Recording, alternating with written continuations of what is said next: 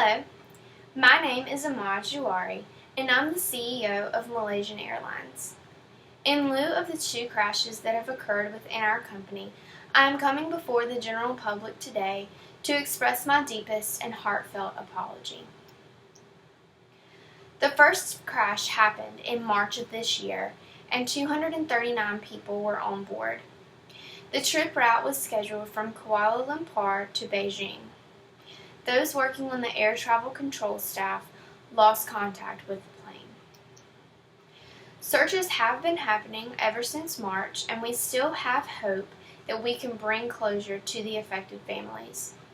Contact with the plane failed less than an hour after takeoff, and no trouble signs were received from the plane. A military radar revealed the course of travel for the plane changed and headed west instead of north. The Malaysian Prime Minister Najib Razak suggested someone on board change the course of the plane on purpose. It is believed the crash happened southwest of Australia in the Indian Ocean. Zahari Shah, 53, was the pilot of this flight, and assisting him was Fareeq Ahmed, 27. In addition, 12 crew members were on board, and all were Malaysian. 153 people on board were Chinese, and 38 people were Malaysian. The total number of passengers was 227. Other represented countries were Iran, Canada, the Netherlands, Russia, Taiwan, US, Indonesia, Australia, Ukraine, New Zealand, India, France. Our second crash happened after our plane was hit by a missile while flying over the Ukraine in July. The flight was from Amsterdam to Kuala Lumpur. The missile was a Russian-made Buck missile. A total of 238 passengers were on board, including 15 crew members. The missile hit the left of the cockpit and sprayed shrapnel on the plane. There was conflict on the ground between pro-Russian separatists and government troops. Russian officials have rejected these claims, but further investigation is needed to determine the exact location of the missile launch. Family members have been notified for each incident, and apologies are in order for not only both of the accidents, but the way people were notified. The company informed those affected by phone, text message, and some were able to be done in person.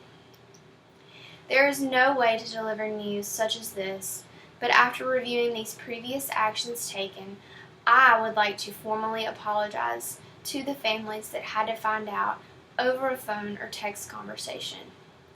I have family, and I can't imagine finding out something terrible happened to them in this way. Malaysian Airlines is working hard to personally reach out to these families and offer our sincere sympathy. In addition to this, we are making some changes to our company that we feel will lead us into a brighter future and hopefully prevent something so tragic from happening again. Before I discuss these implications, I want you to know what our company has already done.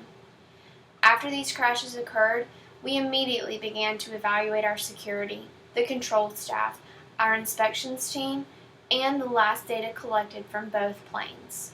We are still in this process, being sure we examine every area that we can.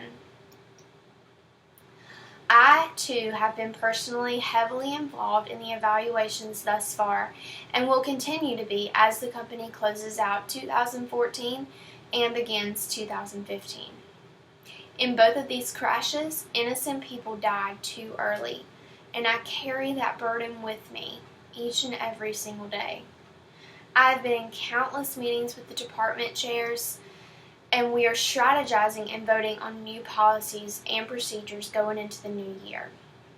Some of these policies will include job cuts, unfortunately, rerouting our flight paths, and making sure tracking systems are working well and being used to the maximum ability possible. These processes do take a while because tests have to be done to ensure the changes actually help and improve an overall travel experience. We are committed to these actions and changes being discussed here today, and we also stand by our mission statement of being committed to excellence. We ask during this time of transition and change that you all be patient with us and know with full confidence we are working long days and overtime to ensure that you receive the excellence that we promise to you. We know there is a brighter tomorrow, and we thank all of you for your support and outreach to our Human Resources Department.